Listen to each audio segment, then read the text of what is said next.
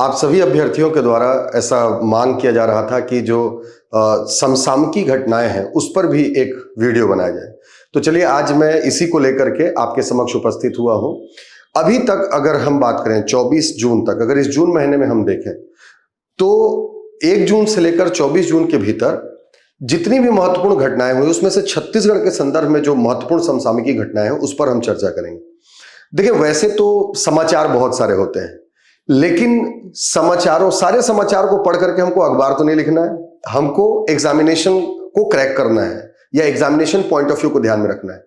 तो ऐसे ही अभी तक अगर हम देखेंगे तो लगभग 4 ऐसे घटनाक्रम हैं जो समसामयिक घटनाओं के अंतर्गत आपको पढ़ना चाहिए। जैसे नंबर 1, जो भोरमदेव वन्यजीव अभ्यारण्य है कवर्धा का, वहां पर 8 से 10 जून 2024 को पक्षी सर्वेक्षण, बर्ड सर्वे करवाया गया है। तो ये एक महत्वपूर्ण घटना है आपके लिए।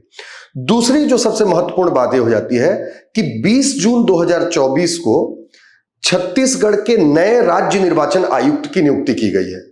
श्री अजय सिंह, जो एक्स IAS ऑफिसर रहे हैं छत्तीसगढ़ कैडर के और छत्तीसगढ़ के पहले मुख्य सचिव भी रहे हैं, उन्हें राज्यपाल के द्वारा छत्तीसगढ़ का राज्य निर्वाचन आयुक्त नियुक्त किया गया है और ये 5वें राज्य निर्वाचन आयुक्त होंगे।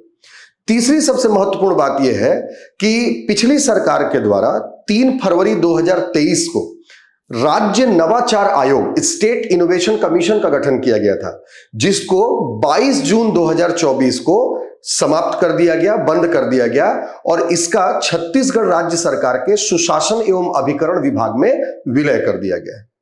और चौथी जो सबसे महत्वपूर्ण चीज है वो ये है कि श्रीमती ममता चंद्राकर जी जो हैं वो छत्तीसगढ़ की पहली ऐसी कुलपति हुई हैं जिन्हें विश्वविद्यालय अनुदान आयोग अधिनियम या विश्वविद्यालय अधिनियम 1956 की धारा 17 क या 17A के तहत बर्खास्त किया गया है उनके पद से। तो ये 4 महत्वपूर्ण चीजें हैं जिस पर हमको ध्यान देना चाहिए। अब हम इस पर विस्तार से चर्चा करेंगे। देखें, सबसे पहला जो घटनाक्रम है वो है छत्तीसगढ़ के भोरमदेव वन्यजीव अभ्यारण्य, जो कि कवर्धा जिले में स्थित है। वहां पक्षी सर्वेक्षण करवाया गया है जो 8 से 10 जून के बीच में करवाया गया। तो एग्जामिनेशन पॉइंट ऑफ व्यू से पक्षी सर्वेक्षण भी बहुत इंपॉर्टेंट है और भोरमदेव वन्यजीव अभ्यारण्य भी बहुत इंपॉर्टेंट है। जैसा कि आप जानते हैं कि वन्यजीव अभ्यारण्य नाम से स्पष्ट है कि वह क्षेत्र जहां पर वन्य जीवों यानी जीव जंतुओं के साथ साथ पक्षियों को भी, पशु पक्षियों दोनों को संरक्षण प्रदान किया जाता है, उसे वन्य जीव अभ्यारण्य कहते हैं, वाइल्ड लाइफ सेंचुरीज कहा जाता है। बात करें अगर छत्तीसगढ़ की, तो छत्तीसगढ़ में कुल 11 वन्य जीव अभ्यारण्य है, जिसमें से कि भोरमदेव जो है 163 वर्ग किलोमीटर क्षेत्रफल के साथ ये छत्तीसगढ़ का 9वां सबसे बड़ा वन्यजीव अभ्यारण्य, मतलब 11वें में क्षेत्रफल के दृष्टिकोण से 9वें नंबर पर आता है। वर्ष 2001 में भोरमदेव वन्यजीव अभ्यारण्य का निर्माण किया गया था। अब देखें, जिस तरीके से हम देख रहे हैं कि वन्यजीव अभ्यारण्य में वन्य जीवों यानी पशुओं और पक्षियों दोनों को ही संरक्षण प्रदान किया जाता है। तो इसी कड़ी में समय समय पर पशु सर्वेक्षण के साथ साथ पक्षी सर्वेक्षण भी करवाए जाते हैं। पक्षी सर्वेक्षण क्या होता है? तो किसी वन्य जीव अभ्यारण्य में जो पक्षियों की संख्या है उसमें वृद्धि हुई है या कमी हुई है, पक्षियों की नई प्रजातियां, क्या वहां पर नई प्रजातियों का भी आवर्जन हुआ है, इमिग्रेशन हुआ है, आई है, इनका अनुमान लगाने के लिए जो सर्वेक्षण किया जाता है उसी को पक्षी सर्वेक्षण या बर्ड सर्वे कहा जाता है। पक्षी सर्वेक्षण करने का आमतौर पर जो दायित्व है वो ZSI यानी जूलॉजिकल सर्वे ऑफ इंडिया का होता है। वर्ष 2018 में भोरमदेव वन्यजीव अभ्यारण्य में ZSI द्वारा जो सर्वेक्षण किया गया और उसकी जो रिपोर्ट प्रस्तुत की गई, उसके अनुसार भोरमदेव वन्यजीव अभ्यारण्य में कुल 629 पशु एवं पक्षियों की प्रजातियां पाई गई। इसमें से 195 पक्षियों की प्रजातियां थी।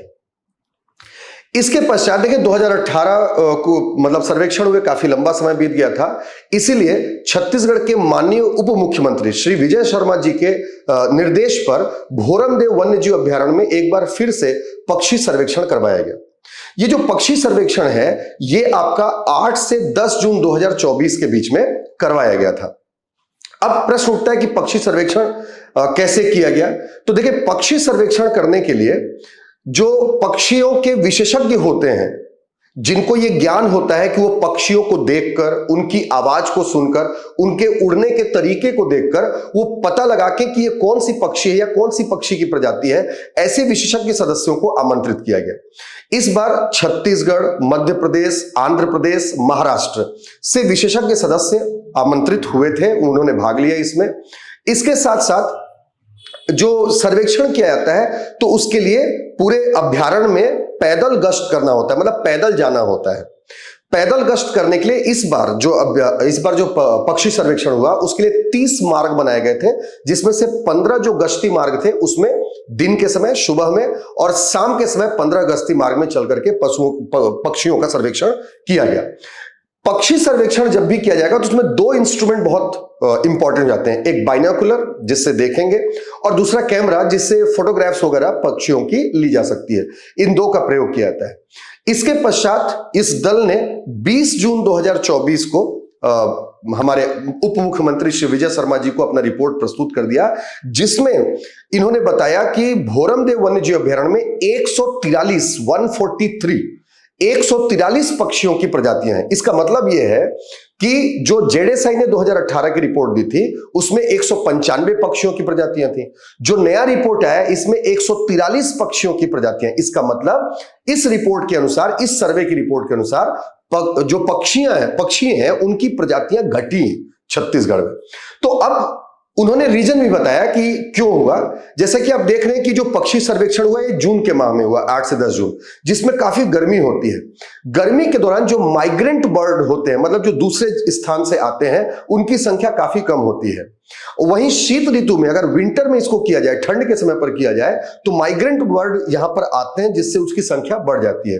तो इन्होंने कहा कि जो संख्या में कमी आई है उसका केवल और केवल मतलब यह है कि माइग्रेंट बर्ड जो है गर्मी होने के कारण नहीं आए हैं। और उनका कहना यह था कि अगर ठंड में फिर से एक बार अगर सर्वेक्षण करवाया जाए तो निसंदेह यहां पर जो पक्षियों की प्रजातियां हैं, संख्या जो है वो बढ़ करके आपका 250 के आसपास हो जाएगी। तो इस तरीके से ये बहुत ही महत्वपूर्ण टॉपिक है, मतलब पक्षी सर्वे को लेकर के, जिसके संदर्भ में रिपोर्ट प्रस्तुत की गई। तो ये पहला आपका करंट अफेयर्स था जिस पर आपको ध्यान देना चाहिए। चलिए अब बात कर लेते हैं अगला जो हमारा इंसिडेंट है, जो महत्वपूर्ण समसामयिकी घटना है, वो ये है कि छत्तीसगढ़ के नए राज्य निर्वाचन आयुक्त श्री अजय सिंह जी को नियुक्त किया गया है। अब यहां पर ध्यान देने वाली बात यह है, कुछ चीजों को हम समझते हैं पहले। देखिए, हमारे देश में 3 स्तरों पर चुनाव होते हैं, एक केंद्र स्तर पर, एक राज्य स्तर पर और एक स्थानीय स्तर पर, लोकल लेवल पर। केंद्र स्तर पर मतलब जो संपूर्ण देश के लिए चुनाव होंगे, जैसे लोकसभा, राज्यसभा का चुनाव हो गया, राष्ट्रपति, उपराष्ट्रपति का चुनाव हो गया। एक राज्य स्तर पर चुनाव होते हैं, जैसे विधानसभा के चुनाव, छत्तीसगढ़ में विधानसभा है, कुछ राज्यों में विधान परिषद के चुनाव। तो केंद्र और राज्य के चुनाव करवाने के लिए हमारे देश में जो संस्था है उसका नाम है केंद्रीय निर्वाचन आयोग। जबकि जिले के चुनाव करवाने के लिए जो व्यवस्था की गई है उसका नाम है राज्य निर्वाचन आयोग।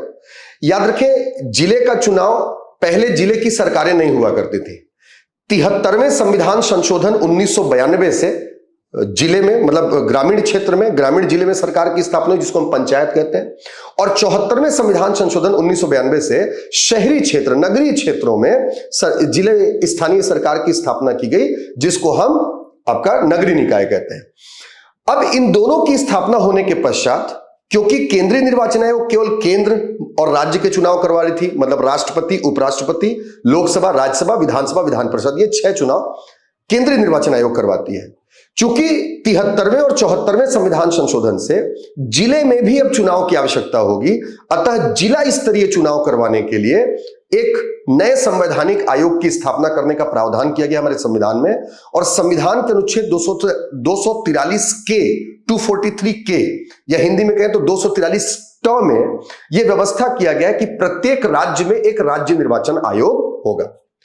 यह राज्य निर्वाचन आयोग जो होता है, इसके मुखिया को ही कहा जाता है राज्य निर्वाचन आयुक्त, स्टेट इलेक्शन कमिश्नर कहा जाता है। राज्य निर्वाचन आयुक्त ही राज्य निर्वाचन आयोग का संचालन करते हैं। राज्य निर्वाचन आयोग का काम होगा जिले स्तर के चुनाव को करवाना, यानी जिला पंचायत, जनपद पंचायत, ग्राम पंचायत, नगर निगम, नगर पालिका, नगरीय निकाय, मतलब नगर पंचायत, इन 6 चुनावों को करवाना इनका प्रमुख काम होता है। और इन चुनावों के लिए जो मतदाता सूची होती है, इलेक्टोरल रोल जो तैयार किया जाता है, उसको तैयार करना इनका प्रमुख कार्य होता है। राज्य निर्वाचन आयोग की अगर बात करें तो राज्य निर्वाचन आयोग छत्तीसगढ़ में 28 सितंबर 2002 को गठित किया गया। और छत्तीसगढ़ का जो राज्य निर्वाचन आयोग है वो एक सदस्यीय संस्था, मतलब इसमें केवल एक सदस्य होते हैं जिनको हम राज्य निर्वाचन आयुक्त कहते हैं। जो राज्य निर्वाचन आयुक्त है इनकी नियुक्ति महामहिम राज्यपाल के द्वारा ही की जाती है। संविधान के अनुच्छेद 243 के अंतर्गत राज्यपाल नियुक्त करेंगे छत्तीसगढ़ के राज्य निर्वाचन आयुक्त को। देखिए छत्तीसगढ़ में अब तक 4 राज्य निर्वाचन आयुक्त हो गए। श्री अजय सिंह जो है वो आपका 5वें राज्य निर्वाचन आयुक्त होंगे। अगर हम इनका क्रम देखें, छत्तीसगढ़ के सबसे पहले राज्य निर्वाचन आयुक्त थे श्री सुशील त्रिवेदी जी, जो 2002 से 2008 तक राज्य निर्वाचन आयुक्त रहे। इनके बाद बने श्री शिवराज सिंह जी, जो 2008 से 2010 तक रहे। इसके बाद तीसरे रहे आपका श्री पीसी दलई जी, जो कि 2010 से 2016 तक रहे।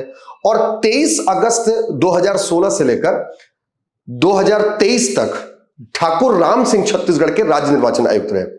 याद रखें, जो राज्य निर्वाचन आयुक्त का कार्यकाल होता है, पदावधि, वो 6 वर्ष या फिर 65 वर्ष का होता है। या तो वो 6 वर्ष तक रह ले या 65 वर्ष तक रह ले। जैसे आप देख रहे हैं कि 23 अगस्त 2016 को ठाकुर राम सिंह जी की नियुक्ति हुई, से लेकर अगर 6 वर्ष देखेंगे तो 2022 में उनका कार्यकाल समाप्त हो गया था। 1 वर्ष का उनका कार्यकाल बढ़ाया गया था, जो बढ़ा हुआ कार्यकाल भी आपका अक्टूबर 2023 में समाप्त हो गया। तब से लेकर लगभग 8 महीने तक यह पद खाली चल रहा था। जैसा कि आप जानते हैं कि हर 5 साल में नगरीय निकाय और पंचायत के चुनाव होते हैं। 2004, 2009 है ना, मतलब सबसे पहले 2004 में, फिर 2009 में, फिर 2014 में, उसके बाद 2019 में और अभी 2024 में नगरीय निकाय के चुनाव हैं।